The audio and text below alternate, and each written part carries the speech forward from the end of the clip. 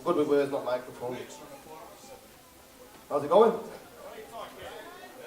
So, I don't know if any of you know my stuff. My first poem went out really last October, and since then I've walked around Manchester and people recognise me and go, oh, it's the cock guy. I'm like, what? Oh, it's the dick guy, the cock guy. And it's all because of a poem about how my nan used to call me a cock when I was younger. So this is it breaks down the Mancunian language. My nana calls me a cock, but she don't mean a cock as an erection. You see, when my nana calls me a cock, it's a sign of affection. She's not potty or senile or going round the bend. Gordon Bennett and Flaming Nora, they're not imaginary friends, but southern folk, they always think we're having a laugh whenever they hear the words that come out of our gaff. Gaff's where we live. It's our house, our home, where we escape the miver, where we're left alone. Miver, it's when someone's pecking your neck. Just calm down, yeah, winding your neck. Everything I'm telling you is all dead good, and dead is in very, not an overcoat of wood. Dead and well, but they sort of mean the same, but you wouldn't say dead mint. See, it's all in the phrase. If something's mint, it's cool, it's fantastic, it's great, and the opposite of mint is hanging. Like a dodgy plate of scran. Now this bit gets complicated because the time and when of what we eat is nationwide debated. We ate dinner at tea, and at tea we have our dinner, and if you bring round an ugly bloke for tea, you might be called a mingo. Your keks are your pants, chuddies are chewing gum, snides are tight, so and the mardar shows his bum. If you're gagging, you're thirsty. If you've been lamped, you've been it. Having a strops, being moody, and ring stings the shits. If you want something for now, then you must be on the cadge. And if you're really proud of yourself, you need a chufty badge. A sound sort of selection of words you'll hear in a Mancunian block. So don't be upset, right? If my nana calls you a cock. Thank you.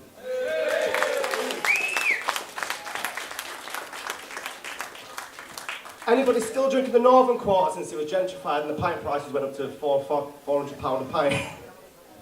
So this one's about how the Northern Quarter's changed, and it's called the Not So Northern Quarter.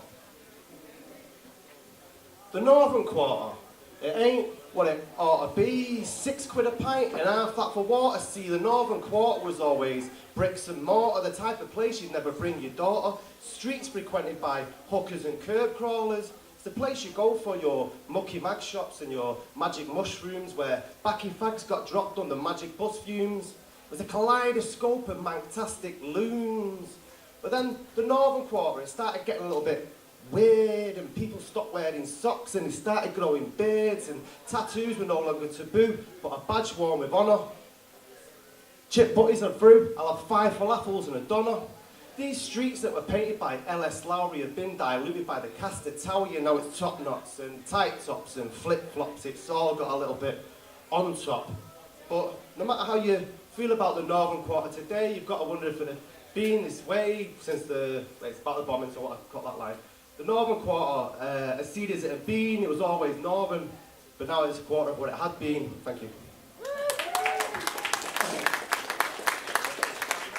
This next one's about distant friends, and bizarrely enough, it's about when you're growing up and your friends all fall apart for certain reasons. And last week I actually got a letter from Strange Ways about one of the friends that this is about. It's called Tearaways.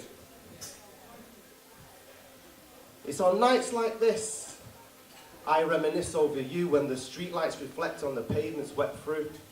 We were yesterday's strays, hooked on girls and glue, smoking weed and dropping speed and drinking special brew. We're the type of kids that didn't have paper rounds, so we wrapped paper around roaches, and we were told to get lost, so we'd be found on stage coaches at the back chatting crap, flicking roll bogies, stealing from Peter to pay PJ Patel with fake IDs. Brothers who raised hell a bunch of tearaways and sprayways, sharing great days and wrong nights in long sight on push bikes, having park fights, but in hindsight, were we right? Someday you would find we caught with a hash pipe in a stolen Vauxhall Nova getting high. But when we stopped chasing the birds and the bees, our derelict dreams fell apart from the scenes because snot lickers began licking shot. But one bag of weed was as far as I got. I don't know how I let you get so deep, because I was just having a fucking laugh, but you were playing for keeps, and we had 999 problems, but a mate was never one. And I'm shedding tears over spilt beers that you've gone, because Her Majesty's prison It escorted you away, and then your cocaine addiction, well, it snorted your pain, and then your suicide. Put you in an early grave, and brother, your memory hangs. Friendships seldom last, but this one will hold, and forever our green days will always stay gold. Thank you.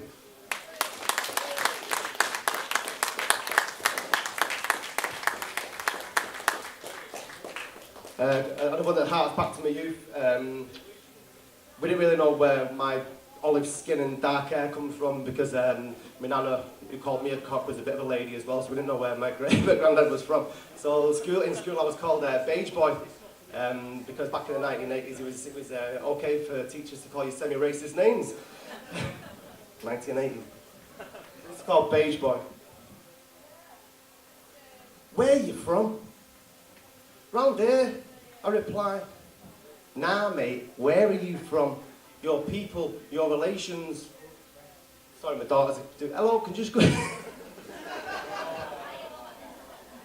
Number one fans, but they do like, you know, your attention. Love you. Start again. She gave me a heart attack before. I put a t-shirt on because I didn't want to wear a shirt. Next minute she ran out and she's going raving with all, not rock raving, whatever you're doing, mosh pits and whatnot. Right, so Beige Boy. Where are you from? Round here, I reply.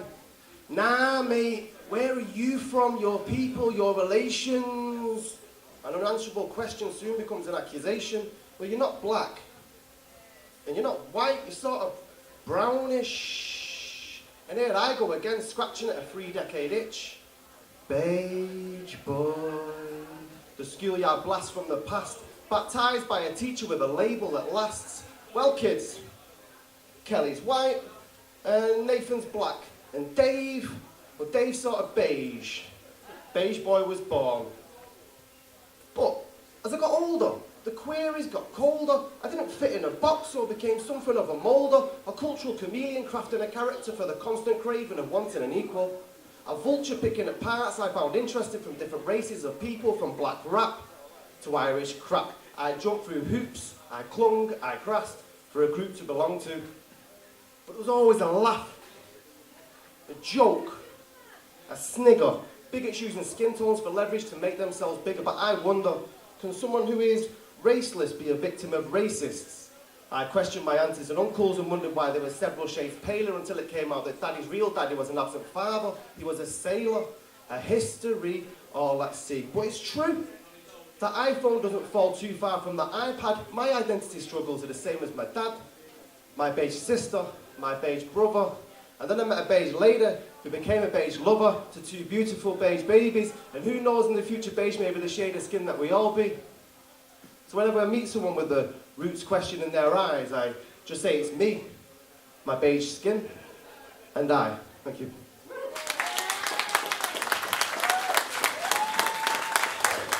Thanks a lot. So this next one's called This Is England, and it's probably similar in the line to the one that you did about Sign On. It seems to be a running theme in this country at the moment, isn't it, about what the artists are writing about. Cheers. Nice one. It's called This Is England. This is England, this disunited kingdom, home of the have-lots and home of the have-nots, where you can be born with a head start in life or into a headlock, where we have the greatest educational institutes on the planet, but far too many of us are going to the school of hard knocks. We've no alternative for leadership than to wait on a false labour or be choked to death by the conservatives. And meanwhile, our doctors and nurses that stop us riding in hearses are working more and paid less in this eaten mess of an NHS. And our tricky media do their best to villainise the vulnerable. At what point is someone going to criminalise the culpable? Because there are more than frauds and thieves on Benefit Street, like Miggity Mr. Banker who sits high in a canary tower while under his perch millions search for contracts with 0 hours, and I'm lucky because I can still get cash from machines. But these days people go to banks to get potatoes and beans, and it's obscene that this is England, this disunited kingdom, but we don't got a gap in our society these days. What we've got is a gulf. Streets upon streets upon streets of lost sheep being herded by wolves. Thank you.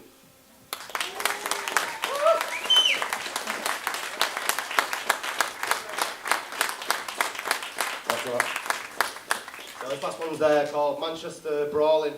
You might have seen it's been put across the internet a bit with what's happened this week, so dedicated to Manchester and the people who've lost this week. A glass middle finger lingers in the distance. Manchester's brawling. This is the United City, where residents are daily baptised by Gracelake skies.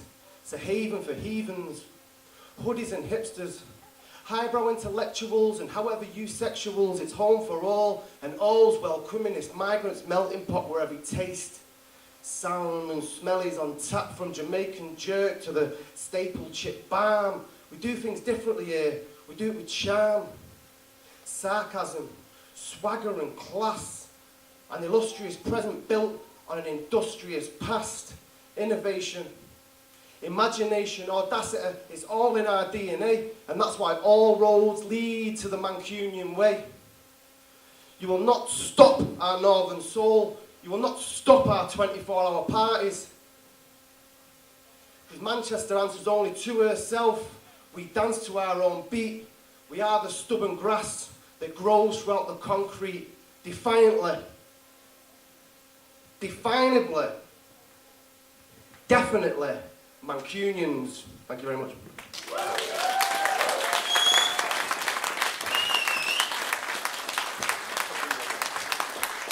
Let's hear it for Argh Kid!